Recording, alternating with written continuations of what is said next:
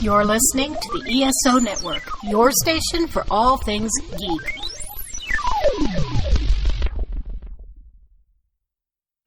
Hello, and welcome again to the Monster Sci-Fi Show. I am your host, The Monster, and for today's podcast, I'm going to be talking about Chadwick Boseman. If you have not heard the news, but as of Friday, he had passed away. And if you don't know who Chadwick is, he is the Black Panther. So, my daughter had told me the news when I was playing some video games with my son, and I couldn't believe the news that this happened. And I had asked her to find out what it was that had killed him, and she was reading the article, and he was dealing with stage 3 colon cancer, and I'm like, he must have known this and kept it to himself because no one knew. And it is quite mind-boggling how we're able to still keep this persona that you created, this now infamous character that means the world to so many people, and to still have this personal struggle going on. That is quite an undertaking. So, I didn't really have a good night's sleep anyway, and woke up with a migraine and kind of lingered on.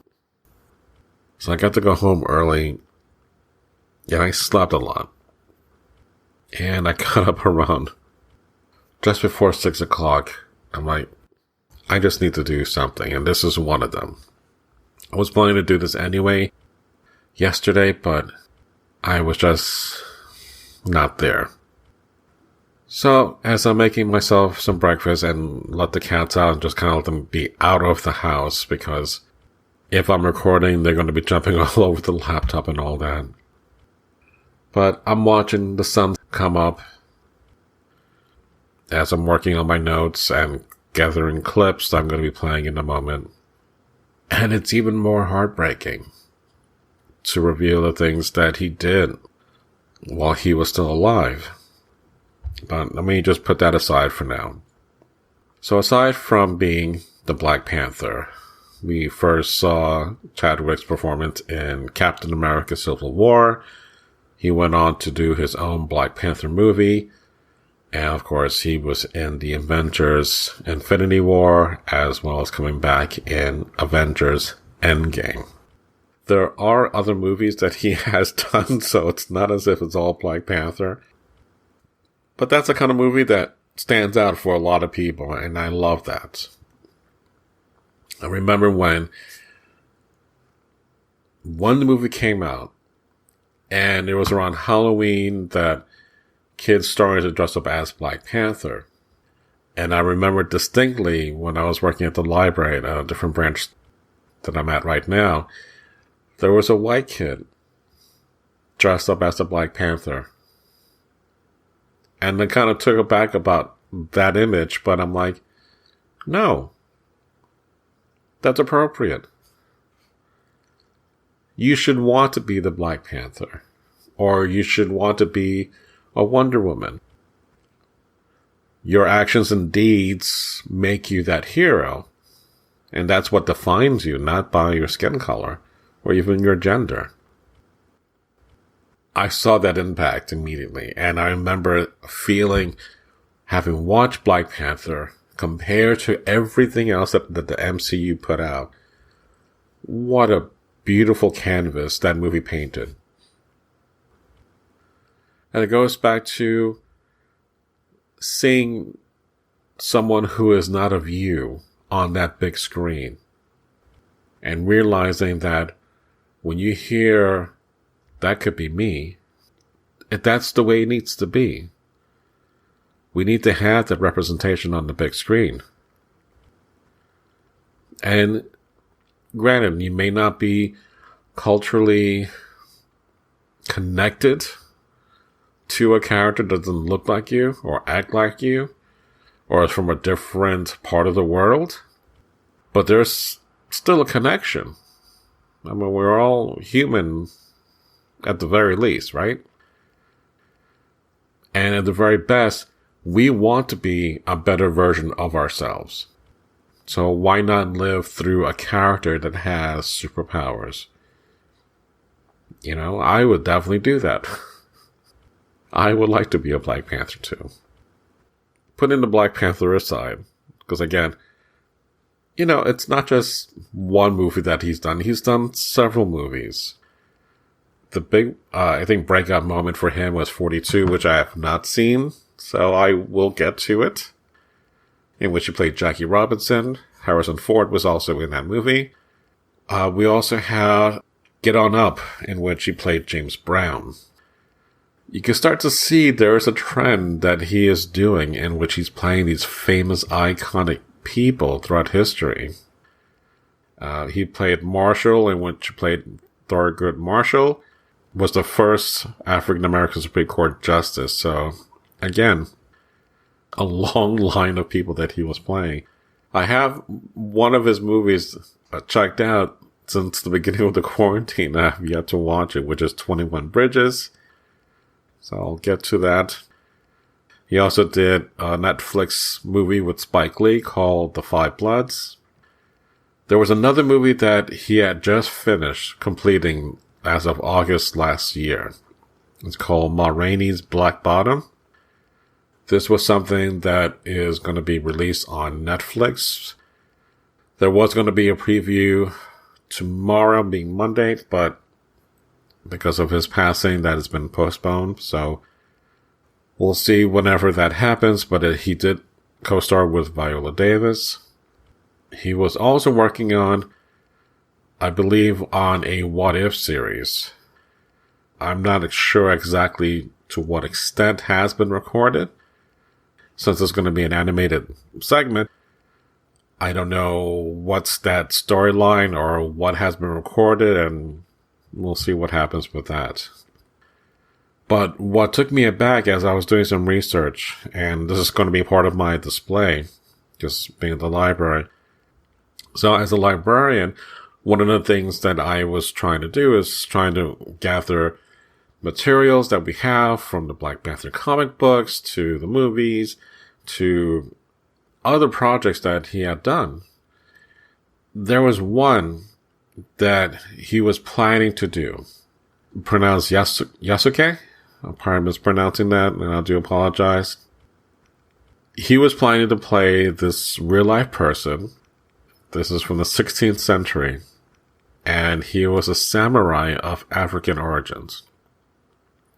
And it's a true story, and there are books on that subject matter.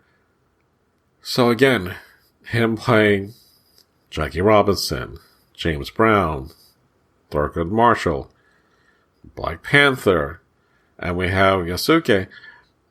You can see how important he was looking at these roles and spotlighting them.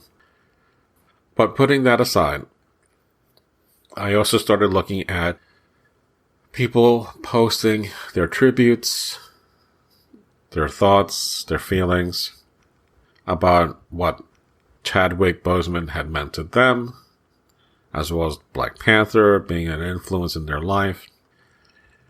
I think the hardest one that I came across, there was a piece I found yesterday before I went to bed.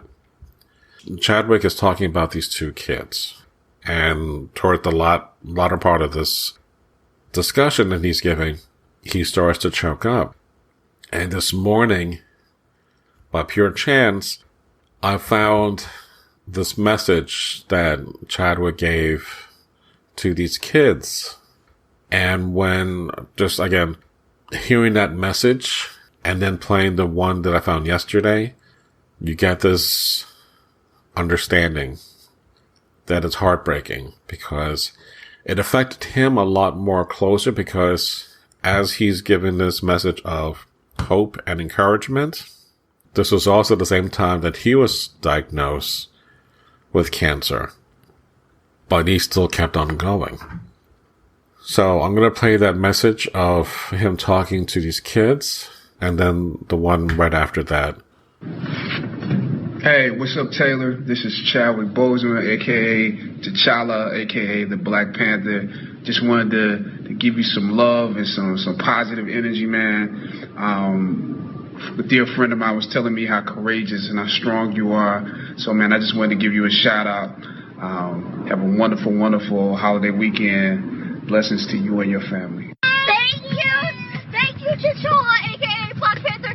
I'm so excited that you sent lots of love for my family. Thank you so much. Thank you. All of it's been very personal, just watching the kids experience it. And for me, I would say, there are two little kids, Ian and Taylor, who recently passed from cancer. And throughout our filming, I was communicating with them, knowing that they were both terminal. And what they said to me is, and their parents said, they're trying to hold on till this movie comes. And to a certain degree, you hear them say that and you're like, wow, that's like, I got to get up and go to the gym. I got to get up and go to work. I got to learn these lines. I got to work on this accent. Seeing how devoted all of my castmates are, and knowing that will be something meaningful to them. But it's, to a certain degree, it's a humbling experience, because you're like, this can't mean that much to them, But seeing how the world has taken us on, seeing how the movement, how it's taken on a life of its own, I realized that they anticipated something great. And I think back now to a kid and just, waiting for Christmas to come, waiting for my birthday to come, waiting for a toy that I was going to get a chance to experience, or a video game. I did live life waiting for those moments. And so it put me back in the mind of being a kid, just to experience those two little boys' anticipation of this movie. And when I found out that they...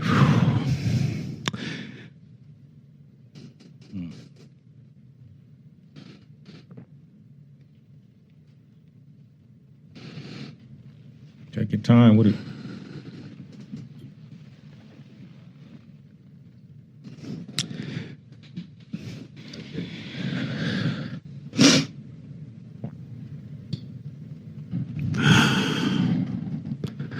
Yeah, it means a lot.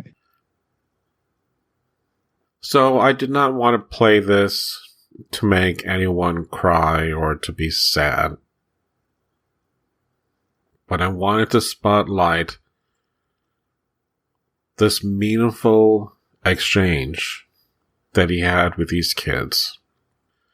And it's not the first time that he's done this. He's also visited kids in the hospital. Again, while he is dealing with his own personal battles. So if that doesn't speak about a person's character as being a hero for others, I don't know what does.